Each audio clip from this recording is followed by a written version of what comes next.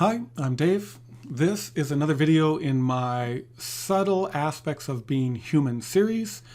And today I want to frame this one around the Emperor. As you know, I've been doing these in series and I've been looking at specific things about each one of these cards. And so today we're going to look into the Emperor.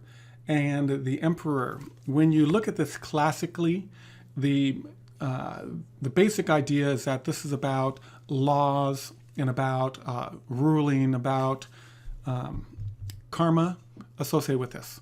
But when I look at this card and I look at the little details, I try to draw out what is subtle with regards to it, it brings up another spiritual human concept that is undeniably human when you look at what we do in our environment, how we exist, how we interact. Okay, so the Emperor. So what is the Emperor holding in his hand? Well, one hand he's holding the earth. The other one, he's holding an Ankh. So, an Ankh. I wrote an article about this on my website, A More Style Tarot, that you can find. When I wrote about it in the context of scepters. So scepters show power. They show authority. It shows that we are the ultimate ruler, or in this case, the Emperor. There's this power with regards to what the Emperor represents, specifically with regard to the Ankh. The Ankh represents the breath, or it represents the words that come out of your mouth. It's one of those fundamental concepts of being human, that we can speak, we have language, we make sounds that can be interpreted so that we can communicate with one another. So look back at the previous cards. So I've covered a bunch of these already. So the Fool, there's nothing in the Fool that talks about talking, or that shows the concept of talking. Basically, it's just subconscious. It is just an intuitive understanding. It's a knowing. It's just I am. The Magician. The Magician is based on desire. There's no words that shape your desire. It just is. You choose to do something. You don't have to speak it. You just do it. Well, let's see. The High Priestess. The High Priestess looks at it and says, you know, it's all about feeling your seer. You are the experiencer. It's a feeling. It's an emotion, communication aspect that's kind of vague. There's visuals that go along with it. If you can calm the mind, you can get those visuals. Okay, with another subtle aspect, part of meditation. The High Priestess will show us that. The Empress. The Empress is about those natural cycles. Again, the natural cycles don't speak to you. They just are. They just transform from one form to another over time. Well, here we are getting to the Emperor. And the Emperor says, there's power in your words. Your words are extremely important. Choose your words wisely. That is where one of the fundamental things of being human is. It is your choice of words.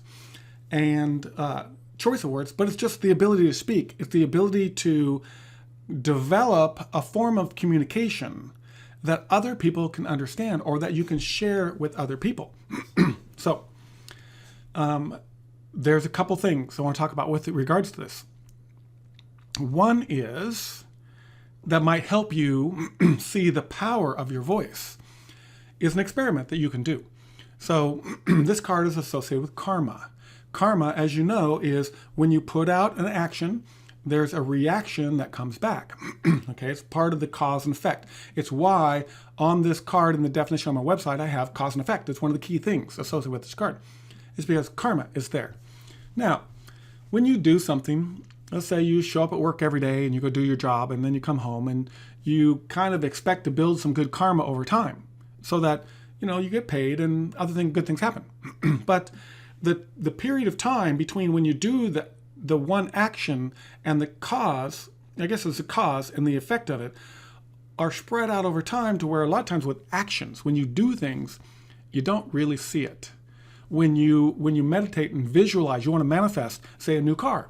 You might sit down today and create that vision, but it might be years from now that car shows up and you recognize it as being the car that you envisioned years ago. Well, play with your words. How fast does the karma come back to you when you go up to somebody and you tell them that they're an ugly looking son of a... What are they going to do? They're going to react to that. Chances are, if you do it in a way that you can be, in their face enough, chances are they'll immediately lash back at you. Immediate karma. Same thing happens when you go up to somebody and you tell them that they're beautiful, that they feel good, that there's something amazing about what's going on with them. Or you share a smile with them in the same context and they immediately respond. And they'll respond with like words. They'll respond in a like way. That karma with your words happens virtually instantaneously. It is the concept of karma that is undeniable. You choose your words, and when you interact, though, that reaction comes back to you. Now, the same thing can happen if you say something, but the two people that are communicating live in or have different definitions for the word. Like, let's say I use the word green, okay? You might have the interpretation of green as being rainbow green, or as being new leaf green, or being blade of grass green. Whereas I might have it as being lime green, or being, a maple tree leaf green. There's all these different shades of green. When we talk about green, we get the general concept of it. As we talk about the subtle shades of it, we have to use descriptors. We use more words. We basically talk our way through it to make sure that we're able to come to a similar understanding. But how do we know that we're at a similar understanding? It is evident when your feelings align to the words. When your feelings align to the words. So let's step back a little bit to the seer. The seer gives us this, that points out that we have this underlying ability to feel and emote emotions, okay? When your words align with your feelings, what you want to say, then you can easily feel that. When your words are out of alignment with what you want to say, then chances are you'll either feel it as discord or you'll probably ignore it. So this, we want to look at this too as, the thought will come back to me. So words, when you, if you're going to curse somebody, you're going to cast a spell on somebody. In order to do that, when we look at, kind of how you would envision that, how you would envision the witch in her ritual costume with her big old pot that she's stirring with her stick or her broom handle, whatever it might be. It's bubbling, steam's coming off of it, and she speaks the incantation. Okay, the whole concept there is aligning your actions with your feelings, with your words, to be able to create something with power. Well, you don't necessarily have to do that, but when you do, it is more powerful. Okay, now, I'm not saying go out and create a ritual. What I'm saying is that when your feelings align with your words, or when your words align with your feelings, is another way of thinking about it. So, in other words, if you come up to somebody and you know what, you're not feeling very well, and they ask you how you're doing, and you say, great. Well, you've perverted that word. That word great should show that you're enthusiastic. You can conquer anything. Great as being, I'm on top of the world. Okay, it is a way to describe how you feel that shows that there's nothing that's harming me right now. Whereas your feelings didn't align to that. Your feelings were over in, I'm dragging, I'm not feeling good, I'm slumping. It's kind of like, it's not feeling right to me. So when you say great, it tends to be a subconscious. It tends to be the fool. It tends to be subconscious reaction to that interaction. Whereas, if you spoke the truth with regards to that, the other person would get the association because you'd say, I'm really not feeling well. I'm hurting somewhere. Okay, and then you proceed to describe that. And what comes out of that conversation is now something a little bit richer and a little bit deeper to where you've aligned to your feelings with regards to it. The same thing happens with regards to the words that you would use when you have a normal conversation. Every one of your words, you can feel them. They are something that's created. So now, these words that come out of you, where do they come from? Well, one of the coolest things here is that you are the one that puts out the words. There's nobody else that can tell you what to say. You get to choose what words you put out there, what words you say, how you say them. So, so when we think about it from a spiritual point of view, the words that you put out, you are the individual. You are the one that puts these words out. When you draw on those words, the words that come out that are aligned with your feelings, or they're aligned with your emotions, when they're aligned with your inner being will provide the emotion that goes along with the words. So that if you're feeling amazing, then you can choose the words that say, I feel beautiful. And they align together and they create a richer experience that can create more energy behind what you're doing. Likewise, you can take on the ego can get involved in the words.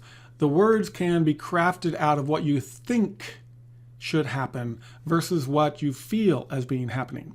So this is evident in music. When you listen to music, there's people that can sing the song and they hit every note just perfectly. They hit everything. The words are there, the notes are there, the rhythm and the tempo and the everything's there with regard to the song. Yet another person can come along and you're inspired by the other singer because the other singer aligns their soul to what it is that they're singing. It's their song. They've captured the song and it echoes or it projects what is happening inside the person. They have aligned themselves to the song to give the song the respect that it needs in order to convey the idea. So from the ego space, you might be able to sing the song, but from the heart space or from the soul, you're able to feel the song and it comes across. So you don't have to be an amazing singer, but if you're aligned to the music and it comes out of your heart, you could be a terrible singer, but people will get it. People will understand it. You will learn better how to do your craft, how to make your music either beautiful or disgusting or whatever type of music you want to create. You could be a punk rocker, you can be a ballad singer. Either however you want to do it is your experience. You get to choose the words. What the emperor is showing us is that when we choose our words, there's power behind these words. They bring karma, immediate karma back into our lives. They reflect what it is that's going on inside. So we want to choose our words carefully.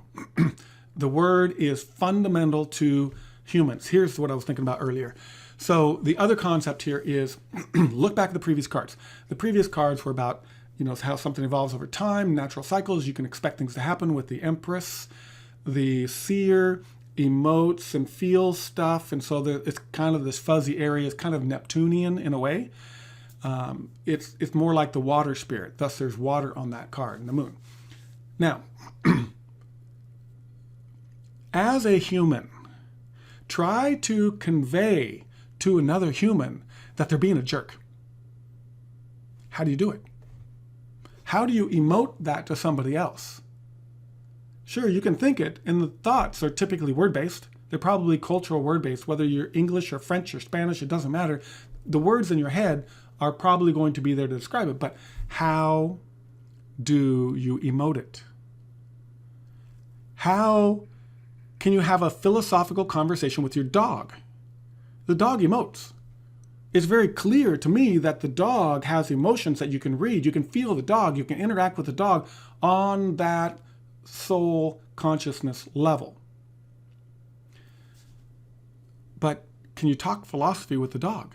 It doesn't happen, does it? Words are fundamental to what we are and what we do. Words are part of our spirit. It's part of us being human. You might discount it, but it fundamentally separates us from almost everything else out there.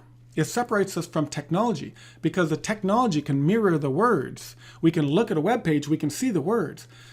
But is there spirit to emote to go with those words? We're going to talk about the Hierophant in just a minute. So basically, when we look at the emperor, the fundamental concept here is that we have words and we have the ability to use them. They have power. We want to pay very close attention to what words we use, and particularly being able to make sure that the person that you're conversing with using words, you're able to have a conversation where you can build a bond of understanding. Ultimately, we want to be able to get to understanding. Our experience here as humans is to do it so that we get the undeniable experience, that understanding of what it is that we're doing.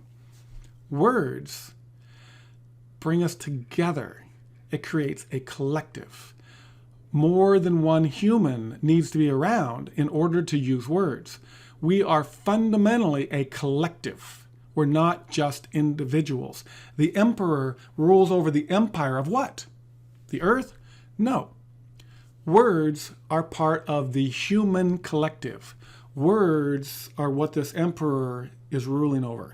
This is a collection that is above and beyond what everything else is here. It's not ruling over the earth. It's not ruling over the trees. It is ruling over our own word. You are the emperor of your own words. Before you go, like and comment so other people can find this content too. If you think you might be coming back, feel free to subscribe. I don't put out a lot of content, and you'll be able to easily find my channel again. Also, don't forget about the website. It is a tool for you. Registering and logging in is free, and it gets you all the information about all of my cards. Or if you're feeling courageous, maybe even purchase a tarot card reading. When I do readings, I basically will have you on the phone, record you, and we'll go through this process. It usually lasts about an hour, and we'll get into subconscious answers for your questions.